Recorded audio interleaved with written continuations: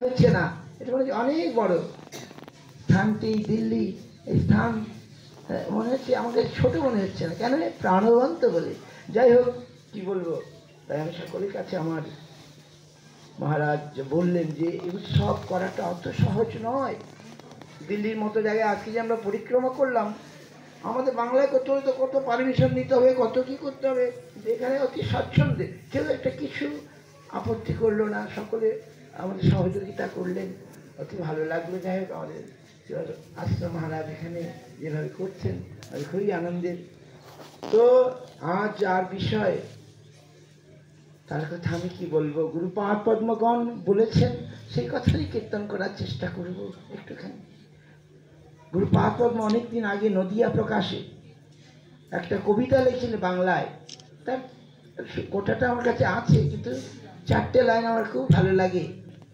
তিনি বলছেন প্রভুপাদ সম্পর্কে, কি গাহিব প্রভু মহিমা তোমার, আবৃত চেতন অবিদ্যা জালে, তোমার মহিমা জানে মুক্তকুল, তব যশগান গোলক মণ্ডলে। আমি এসে এই দেখছি এখানে সমস্ত মুক্তকুলের যে আলেখ্য, দেখে খুব আনন্দ হচ্ছে। এরকম সব জায়গায় দেখা যায় না। মুক্তকুল, এরা হচ্ছেন মুক্তকুল, যারা তার ওই যে বললেন তিনি গুরু করে গেছেন, সত্যি তাই। এই সমস্ত মুক্তকুল যার আরাধনা করতেন আমার গুরুপাদ পদ্ম, পরম পূজ্যপাদ লোকসান গোস্বাই মহারাজ, পরম ভক্ত তীর্থ গোস্বাই মহারাজের তিনি গুরুদেব। আমার গুরুপাদকে আমার মনে হয় নাকি সমুদ্রের মতো, নাকি? আর তার কি হতে পারেন আমরা সেদিন আলোচনা করছিলাম, তিনি হচ্ছেন সূর্যের মতো। সূর্য যেমন সারা পৃথিবীকে আলোকিত করতে পারে, প্রভুপাদ সেই রকম ভাস্কর, আচার্য ভাস্কর, তাই নাকি? তুমি কি আহিব বহু মহিমা তোমার, আপনি তো আমার গুরুপাদ বলছেন আবৃত চেতন অবিদ্যা জালে, তোমার মহিমা বোঝার ক্ষমতা আমার নাই। আমার মহিমা জানি মুক্তকুল, যারা মুক্তকুল তারা জানেন। তোমার তব যশগান গোলক মণ্ডলে, তোমার যশগান গোলকে হচ্ছে। আজকে আমরা এই যে প্রভুপাদের উৎসব করছি, তার জন্য কে খুশি হবেন বেশি? হবেন আমাদের গুরুবর্গ।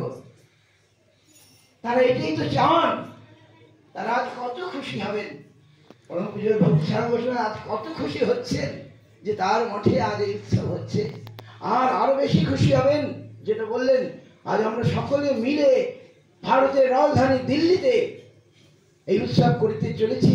আর এই আজ ইন্টারনেটের মাধ্যমে আর সারা পৃথিবীতে প্রচার হচ্ছে এবং হবে, নাকি? আমাদের পরম আনন্দের, পরম আনন্দের। আমি তো কিছুই করি নাই, আমি কি বলবো। মহারাজগণ যারা করেছেন তাদের চরণে আমি বারংবার প্রণাম করি। কি বলবো, তব যশগান গোলক মণ্ডলে, গোলক মণ্ডলে তার গান হচ্ছে, ভগবান খুশি হয়ে যাবেন। তার ভক্তির যে আরাধনা আমরা করছি, মহাপ্রভু আজ খুশি হয়ে যাবেন। আজ গৌরজরের আরাধনা আমরা করছি। তো তার অবদান সম্পর্কে মহারাজ বললেন, তার অবদান সম্পর্কে বলতে গেলে তার পরিচয়টি আমাদের বলতে হবে। একজন সে কিভাবে বাংলাদেশের একজন, তিনি প্রভুপাদকে দেখেন নাই, শুধু তার নিজ জনগণের মুখ থেকে প্রভুপাদের কথা শুনে বাংলাদেশের সিলেট শ্রীহট্টের একজন মহন্ত তিনি লিখছেন, কে প্রভুপাদ, কি তার পরিচয়?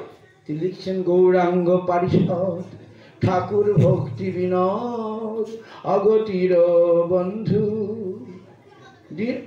দীনহীন অগতির বন্ধু, কলিতম বিনাশিতে আনিলে নবনীতে তোমা কলঙ্ক পূর্ণ ইন্দু। এই কলিতম বিনাশ করার জন্যে মহাপ্রভু নিজজন গৌরাঙ্গ পারিষদ ভক্তিবিনোদ ঠাকুর কাকে আনলেন? তিনি হচ্ছেন অকলঙ্ক একজন পূর্ণ ইন্দুকে নিয়ে আসলেন। কলিতম বিনাশিতে আনিলেন অবনীতে তোমা অকলঙ্ক পূর্ণ ইন্দু। ইন্দু মানে চন্দ্র, চন্দ্রে কলঙ্ক আছে নাকি? কিন্তু প্রভুপাদে কলঙ্ক নেই, অকলঙ্ক,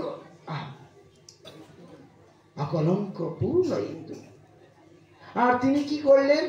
প্রথমে তিনি বলছেন, নীলাচলে হইয়া উদয় শ্রী গৌরমণ্ডলে আসি, প্রেম ভক্তি পরকাশী, নাসিলা জীবের ভবভয়। আজকে আমাদের কত আনন্দ, আজকে আমাদের কত সাহস যে বৈষ্ণব ধর্ম এক সময় যে অন্ধকার যুগ এসেছিল, বিপর্যয় যুগ এসেছিল রূপ সনাতনাদির পরে, সেই যুগে তারা কি সব বৈষ্ণবকে ঘেন্না করতো নাকি? বৈষ্ণব বলতো না, বৈষ্ণব বলতো, তাচ্ছিল্য করতো।